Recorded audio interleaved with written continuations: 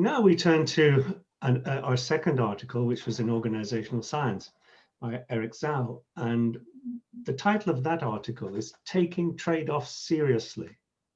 Examine the contextual contingent relationship between social outreach intensity and financial sustainability in global microfinance. Eric, you're going to say something about this now. I'm Eric Zhao from Indiana University. Today, I'm presenting a paper co-authored with my friend, Professor Tyler Wry from Wharton School, entitled Taking Trade-offs Seriously. Both Tyler and I are very pleased to be recognized by this very important award, and we are also grateful to Anne and other co-founders of RRBM for their excellent work in supporting responsible research. The org science paper I'm presenting today is actually part of a larger project that originated from my dissertation and later developed with Tyler and others into a series of papers examining questions at the interface of microfinance and society.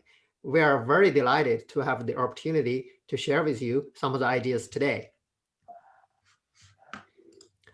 So this paper is motivated by two key observations. The first observation is that the notion of social enterprises or hybrid organizations more generally has gained traction in both scholarly and practitioner communities. The belief is that social enterprises have great potential of providing a win-win solution to important social and environmental problems. This notion of social enterprise, along with other similar terms such as shared value, the bottom of the pyramid, and circular economy, for instance, have started to populate the public media as well as business school classrooms. So despite the allure of the idea that firms could profit by solving social and environmental problems, evidence supporting this idea actually remains very sparse. And most of the time, the idea was promoted based on certain provocative but not very representative case studies. So substantial empirical studies of the practical possibility of hybrid ideal are almost entirely lacking. So the second observation is that microfinance organizations as a specific type of social enterprise have been hailed as a sustainable approach to poverty reduction. However, there have been very mixed findings regarding their effectiveness in reducing poverty while maintaining financial sustainability. So to address this ambiguity, our paper aims to provide more substantive evidence regarding the relationship between social outreach and financial sustainability among microfinance organizations. We examine the level of social outreach that a microfinance organization can sustain in practice and the contextual contingency under which social financial trade-offs might be attenuated to the point that achieving the hybrid ideal becomes a practical possibility. So to answer these questions, we first draw on examples offered by extant studies to develop a simple integrative framework comprising mechanisms that link social outreach to financial sustainability. And we argue that this can be used to predict social financial trade-offs in specific social enterprise contexts. We then apply this framework to predict the baseline relationship between the social outreach intensity and financial sustainability of microfinance organizations. So in the context of microfinance, two mechanisms, repayment risk and operating efficiency, loom large. This is because lending to the poor entails working with clients who lack a credit history and who are short of numeracy and literacy skills required to manage and repay loans. A lot of these clients also live in rural or semi-rural areas who are very difficult to reach and communicate with at first place. All of these considerations make the poor risky borrowers and also make them more costly to serve.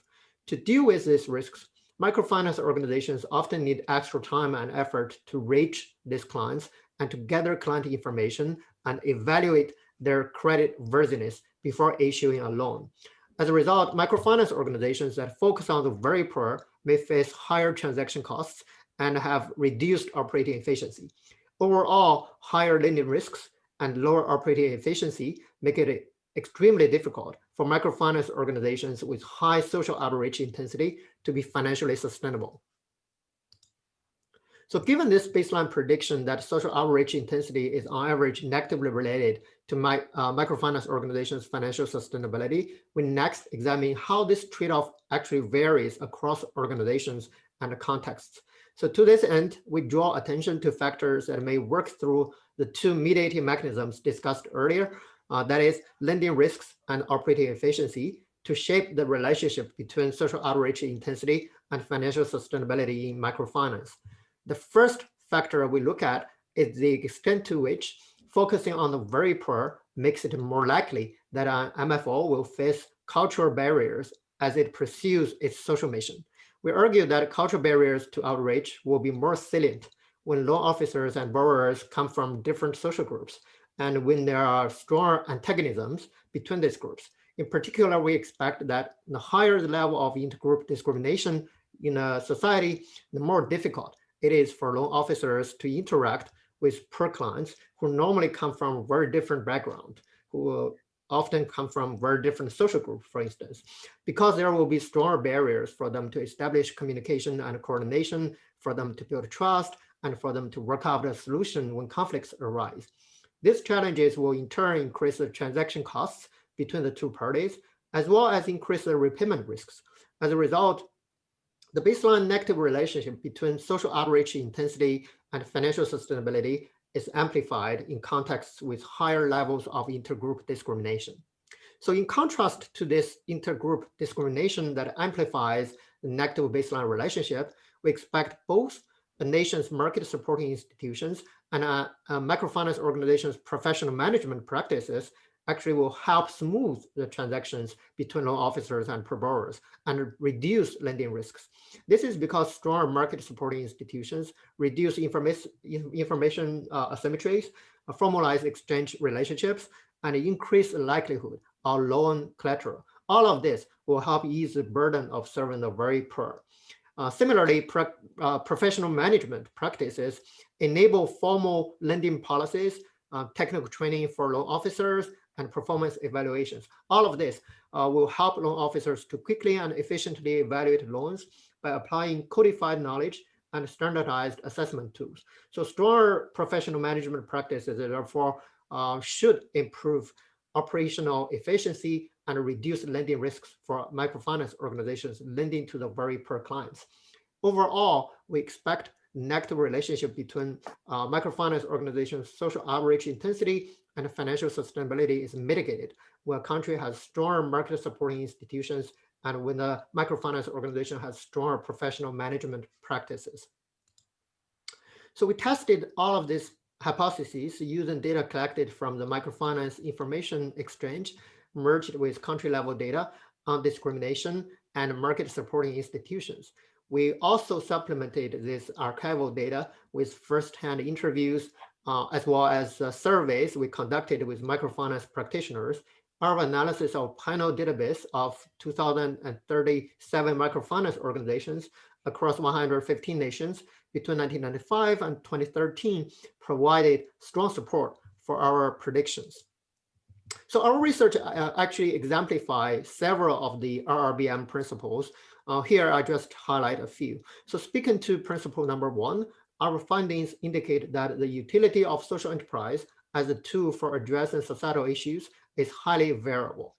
We show that intensive social outreach is viable in some contexts. However, in harsh environments where the need for innovative, sustainable solutions to social problems is actually high, social enterprise may appear to have less promise. In such contexts, it is difficult for enterprises to sustain themselves without significantly sacrificing their social mission. We thus caution against viewing commercial microfinance as a blanket solution to poverty reduction. Regarding principle number 6, our findings indicate that asking entrepreneurs to launch sustainable social ventures under very harsh conditions is not realistic without large ongoing subsidies. And in fact, in this case, traditional nonprofit models may be more effective here, as they focus on social mission pursuits without the competing pool of revenue-generating activities. Moreover, a wide range of efforts and initiatives are likely required to address deep-seated problems such as discrimination and market voids public funders, regulators, and others who are not primarily motivated by financial concerns have important roles to play in thinking about the broader ecology of organizations that are needed to collectively push for change initiatives in our society. And finally, both Tyler and I have been really actively reaching popular press to disseminate our ideas and engaging practitioner audiences and working directly with them to apply our findings. We appreciate that RRBM actually provides us with another very important platform to further enhance our outreach. Thank you so much again for recognizing our research. Thank you for your recording, Eric. Much appreciated. Kim.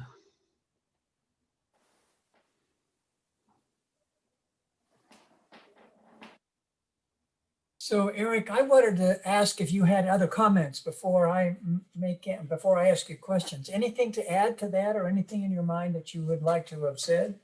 Yeah, thank you so much, Kim. I guess one thing I want to add here is my co-author Tyler Wry cannot make it here, but definitely he sent his regards to this audience. So I really enjoyed working with Tyler, and we actually graduated from the same school and shared the same advisor back in Alberta. We were a couple years apart, and it has been a really productive journey collaborating on these different papers. Thanks, Eric. Well, it was impressive research, as you can expect. And the reason is so much publicity has been favorable about Grameen Bank and microfinance in a number of ways, funding a bunch of women who make rugs and sell them at Disneyland and make lots of money and so on. So this really creates a much more nuanced and complete picture. One of the questions I had as I listened and actually read the paper is, what do you prescribe if it doesn't work all the time? And, among other things, discrimination in the culture or major hierarchical levels in socioeconomic status and so on. If those are inhibitors, what's the prescription? I mean, how do you overcome that other than to revolutionize a culture? Yeah, that's an excellent question. I think you are spot on by offering this comment. So when we think about why we did this research, there are primarily a couple practical audiences we try to speak to, right? So the first primary audience here is really microfinance organizations and also those social entrepreneurs who found as well as operate microfinance organizations, right? So for them, basically, I think our findings suggest there's no such a thing, one model fits all. Right? So different microfinance organizations located in these different countries and their heterogeneous institutional environments, they may face very different types as well as different intensity of challenges they need to wrestle with. So I mean, the first important thing for all of these microfinance organizations to understand is they do not want to fall into the trap like thinking about all microfinance organizations should follow the same model, right? So the second one is for policymakers, I guess, right? So I guess our results basically means asking entrepreneurs to launch sustainable social ventures under very harsh conditions may not be very realistic, right? Without providing them large ongoing subsidies, right? So in this case, it might be more effective to think about other alternative models instead of focusing purely on microfinance, right? And of course, there's a wider, there's a wide range of efforts and initiatives which need to be taken by these different stakeholders like public funders, regulators, and all of them need to work together collectively to push for some change initiatives at a society level. So, I mean, if you think about more specific prescriptions for microfinance organizations, I mean, of course, some of the challenges are beyond their control, right? So it needs some collective effort, really beyond what one single organization can do.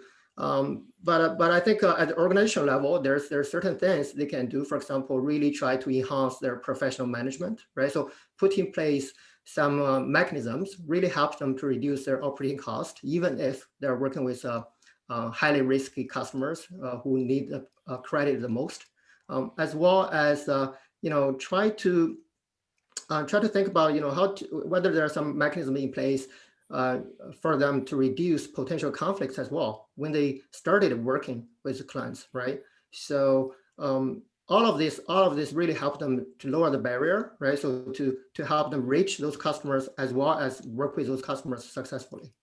I guess beyond that, I think it's also very interesting for us, like business school professors and students, to think about this. What is the implication here, right? So for us, the notion of social enterprise, like you said, the notion of social enterprise, hybrid organizations, more generally, as well as these other ideas like shared value, right? Doing well and doing good. It pays to be grand, right? So all of these notions have started to gain traction in not just the public media, but also in this business school classrooms, right? So for example, I teach classes here at Kelly School. A lot of topics I cover, it's about the interface between strategy and society, right? So I use companies like Patagonia to really drive home the idea like firms can become profitable while being environmentally friendly, right? So I talk about PepsiCo to illustrate the idea of pursuing financial performance with a purpose, right? But I guess the message is out of my article with Tyler here is it's equally important for us to hold our enthusiasm in check and take a step back and really have a more sober view of these ideas, right? So we really need to understand that not all firms can profit equally by solving social and environmental problems. So we definitely need to gather more systematic evidence regarding this relationship. Thank you, Eric. Peter.